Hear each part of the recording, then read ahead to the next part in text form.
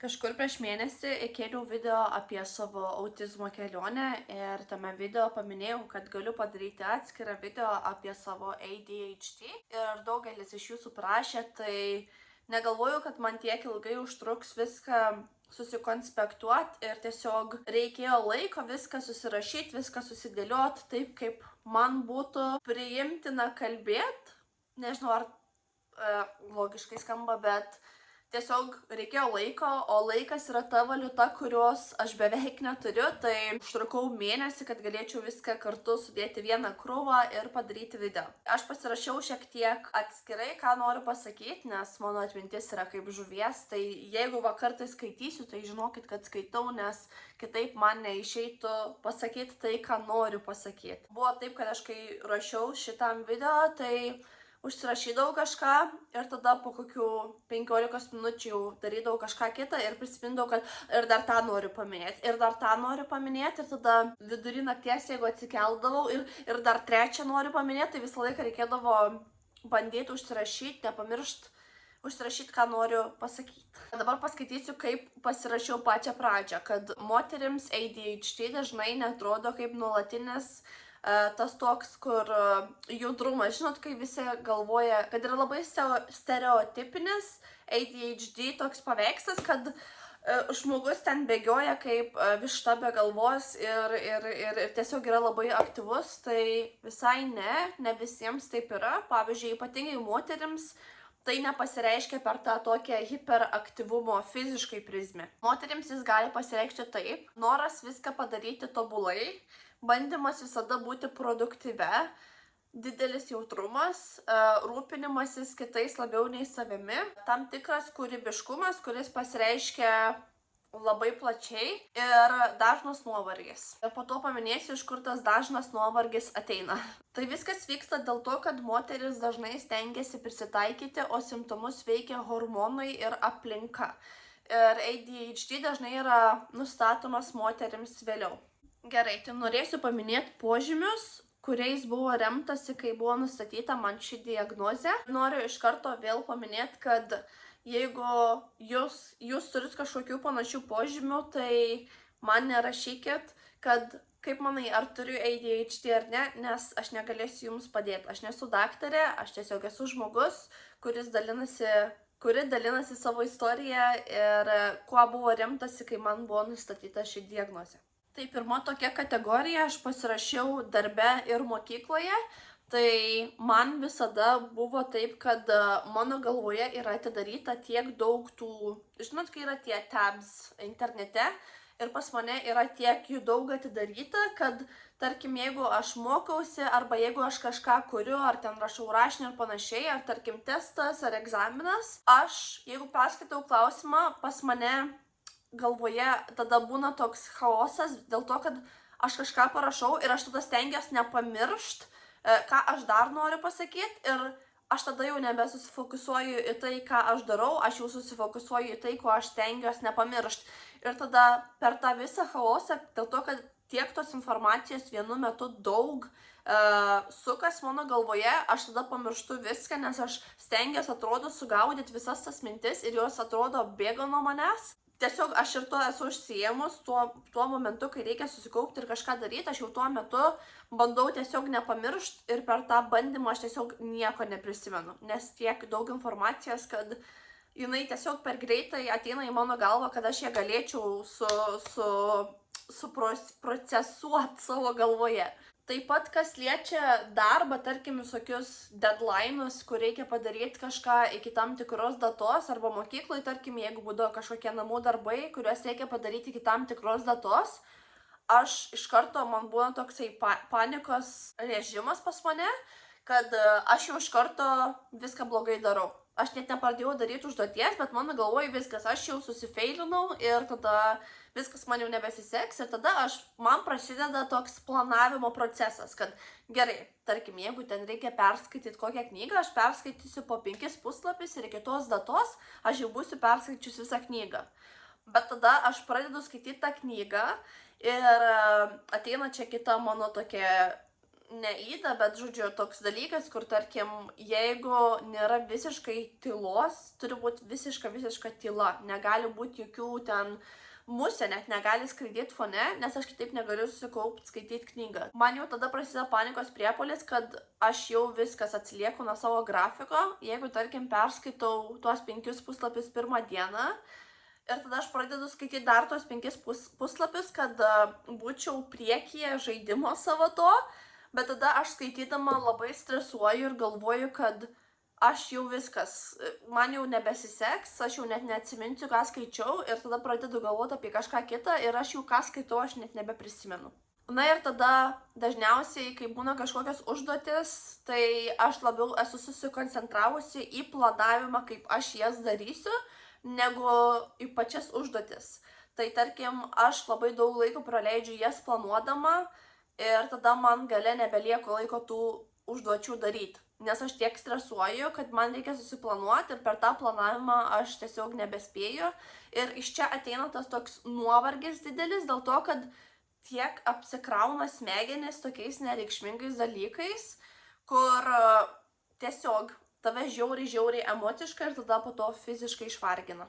Dabar galim peršokti į tokią kitą kategoriją, kurią pavadinau emocinis neišsiblaškymas.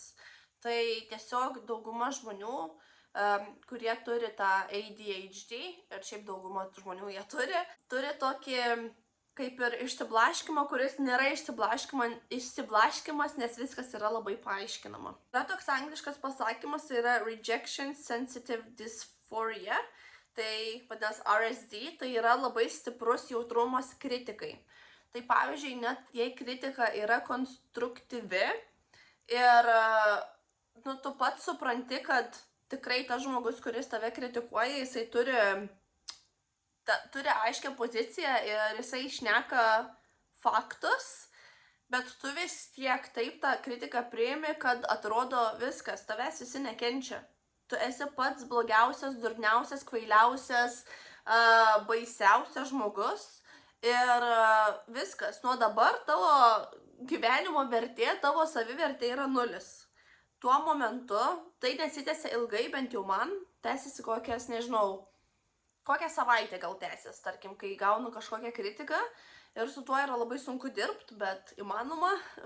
Bet ką norėjau pasakyti, kad labai vargina tas dalykas, nes tu apie nieką daugiau kitą negali galvoti ir tu pereini, prisiekiu, per 7 gedėjimo fazes, nes tu per tiek emocijų pereini, kai gauni kritiką, kad atrodo, sakau, tiek emociškai, tiek fiziškai tai yra labai sunku, nes tada ir prasideda nemiga naktim, nes tu nuolatos apie tai galvoji. Tai labai sudėtinga priimti kritiką. Kitas dalykas yra, tarkim, yra kažkokia socialinė situacija, kur, tarkim, kažką pasakėt, bet aš kaip žmogus, man labai sunku yra skaityti kitų žmonių emocijas ir aš nežinau, kaip jie sureagavo. Tai tada tas visas scenarijus labai miglotai sukas mano galvoje ir aš tada bandau prisiminti, ką aš sakiau, ką kitaip galėjau pasakyti, ką tas kitas žmogus pasakė, ką galėjau padaryti kitaip, ką dabar tas žmogus galvoja ir jaučia. Ir tada tu nuolatos suki tą pačią juostelę galvoji ir galvoji apie tą situaciją, kuri tave kažkaip tai sutrikdė.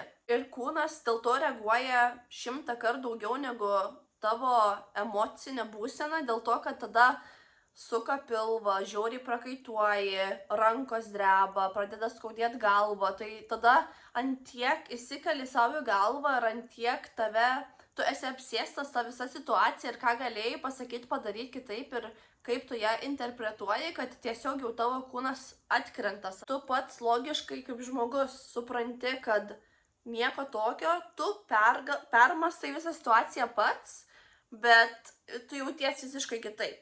Jauti, kad tavo viduje yra audra ir uraganas. Ir tu tiesiog emociškai suprasdamas, kad viskas yra gerai, nieko negali padaryti, nes negali pakeisti to, kaip tu jauties viduje. Ir arba reikia laiko, arba reikia eiti šnekėti su tuo žmogumi ir klaust, ar aš kažką netaip pasakiau ir aiškintis visą situaciją iš naujo. Mano atveju pas mane tada atsiranda atminties spragos, nes, pavyzdžiui, aš negalėčiau, tarkim, jeigu kitas žmogus paklaustų, tai apie ką jūs kalbėjot, aš galėčiau taip abstrakčiai pasakyti, apie ką ėjo pokalbis, bet, tarkim, aš negalėčiau pasakyti, ką tas žmogus sakė, žodis į žodį, arba ką aš pati sakiau.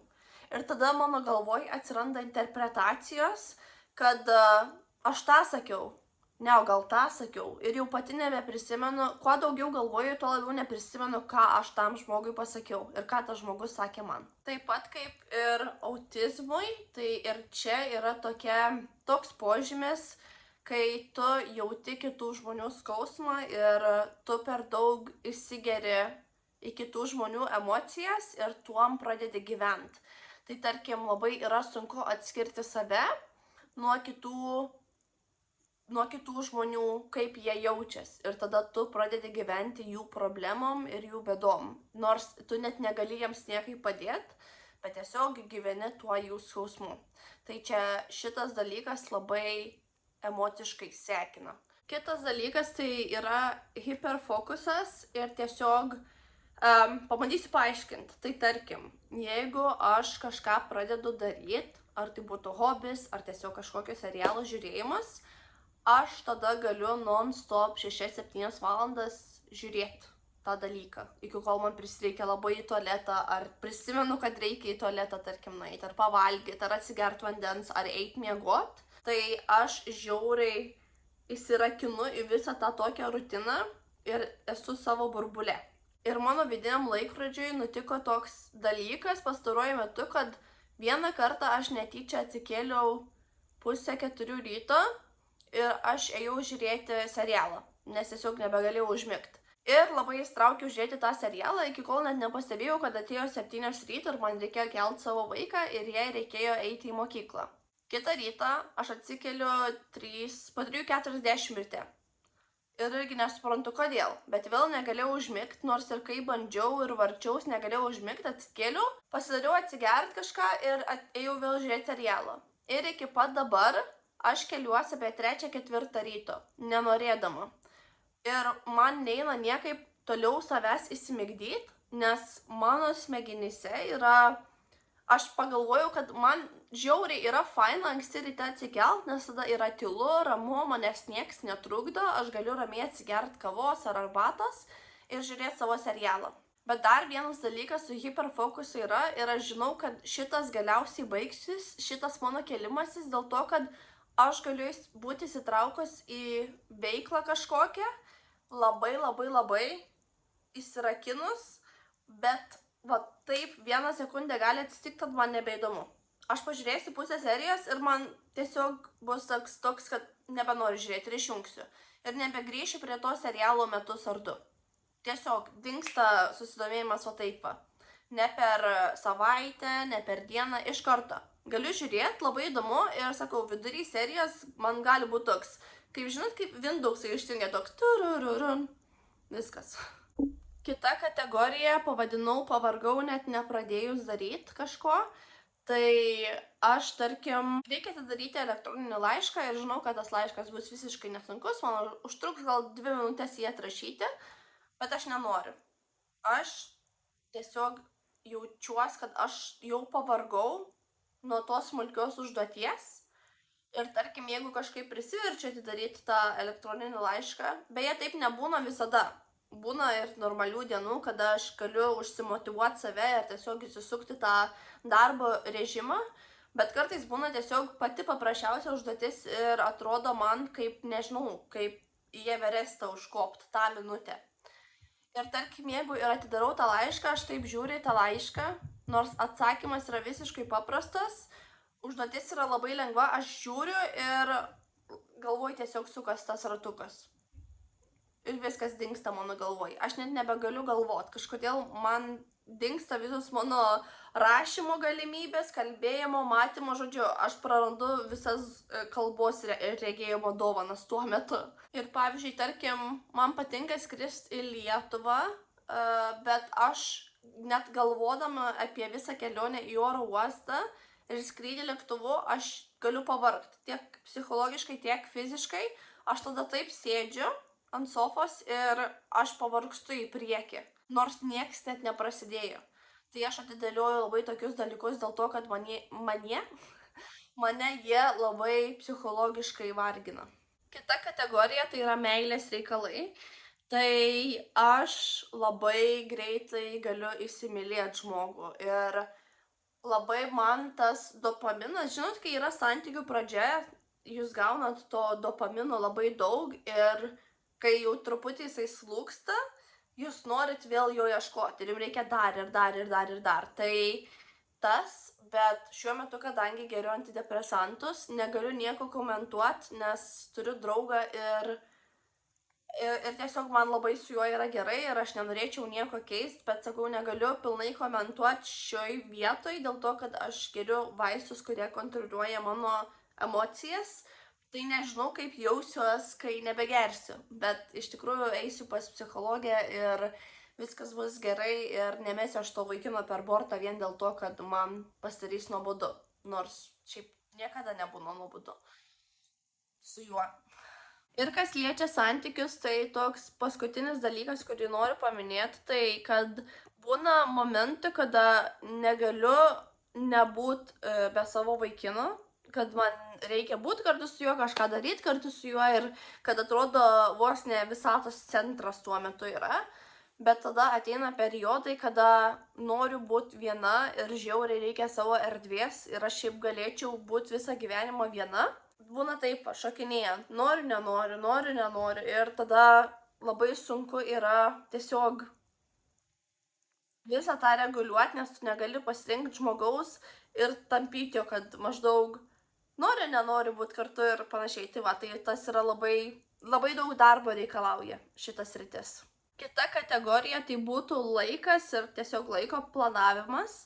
Tai jeigu aš turiu kažkur būti 2 valandą dienos, aš ten būsiu greičiausiai apie 1 arba vėliausiai 1:30, nes man yra labai sunku planuoti laiką ir aš esu toks žmogus, kur aš nekenčiu vėluot ir aš dažniausiai niekada nevėluoju, tai aš būsiu labai anksti ir man labai sunku apsiskaičiuoti, nors tarkim į tą pačią vietą aš galiu eiti dažnai, man vis tiek labai sunku apsiskaičiuoti, kad tarkim neateičiau per anksti. Aš visada būsiu labai anksti. Ir tarkim, jeigu man tą 2 valandą reikia ten būti, tai iki 2 valandos mano diena yra dingus.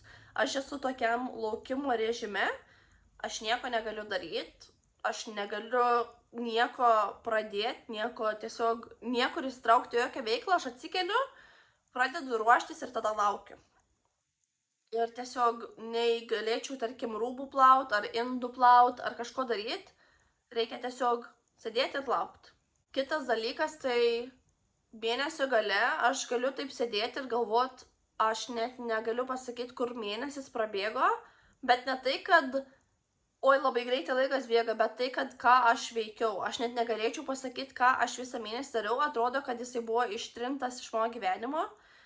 Arba būna atvirkščiai kartais, kad tarkim, man viena diena jaučiasi kaip visa savaitė.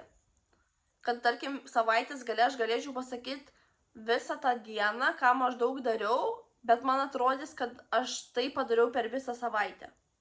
Nežinau, ar suprantat logiką, ką noriu pasakyti.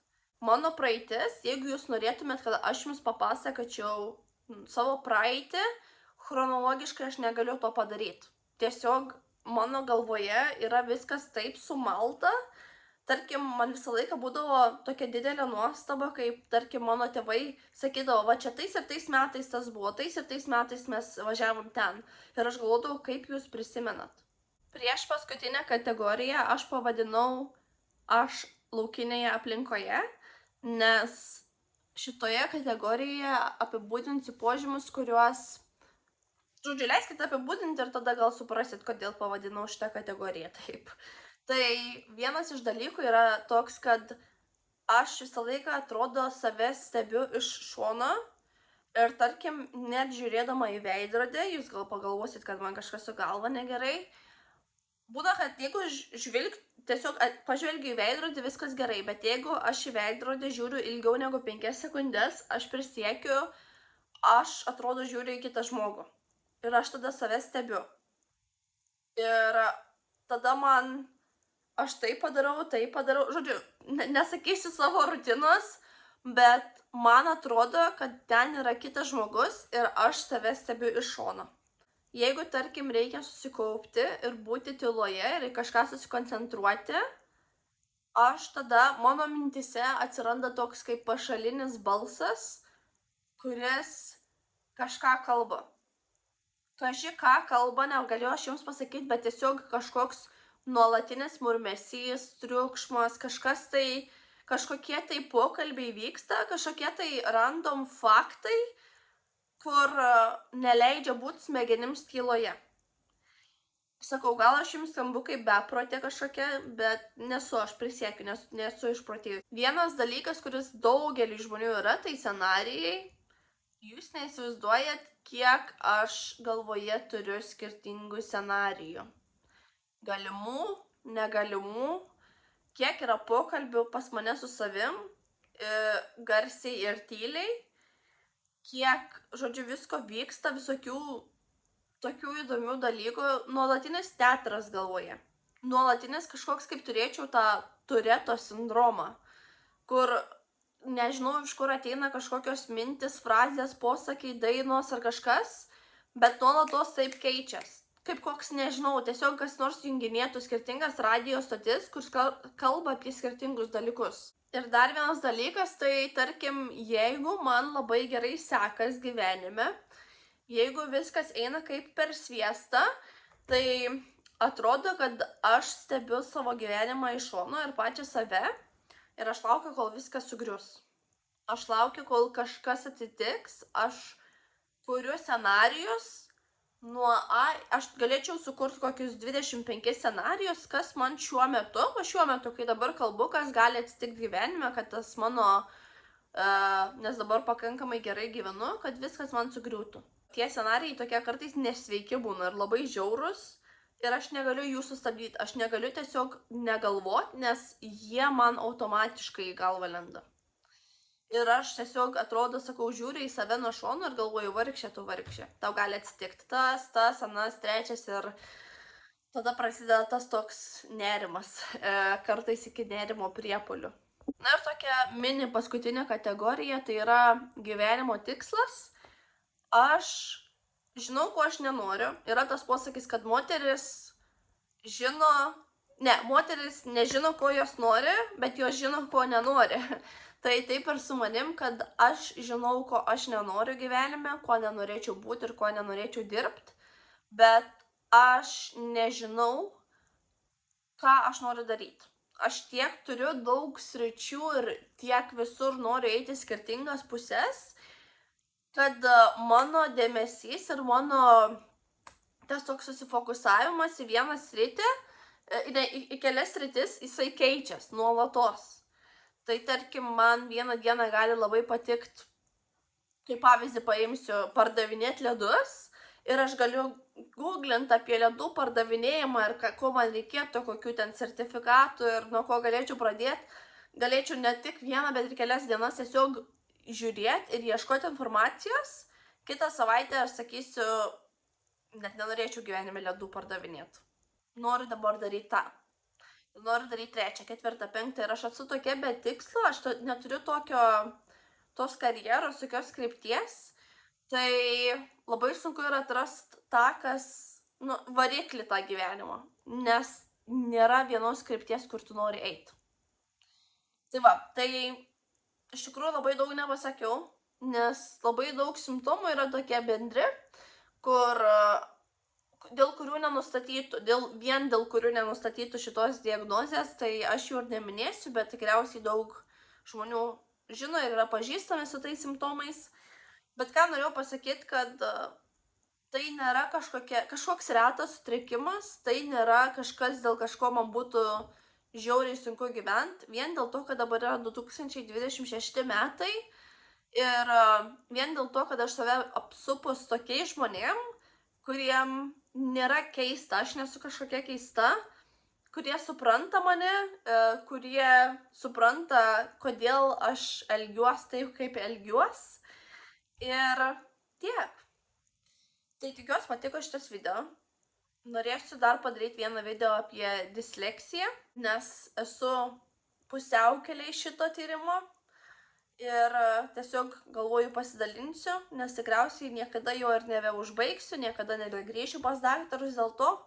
Tiesiog man kažkaip visko per daug ir manau, kad tiesiog švaistau laiką ir aš puikiai funkcionuoju be visų šitų diagnozių ir tiek. Tai man labai smagu, kad yra tiek daug žiūrinčių ir tiek daug žmonių, kurie man parašo ir pasidalina savo istorijomis ir mes galim pašnekėti ir padiskutuoti. Ir aš esu dėkinga, kad turiu tokią galimybę skleisti šitas žinutes, kad jeigu jūs turit viską, ką turiu aš, yra viskas su jumis gerai ir tiesiog jeigu jūsų kažkaip tai aplinkiniai nepripažįsta, tai žinokit, kad nesat medis, galit judėti, galit keisti savo aplinką, draugus.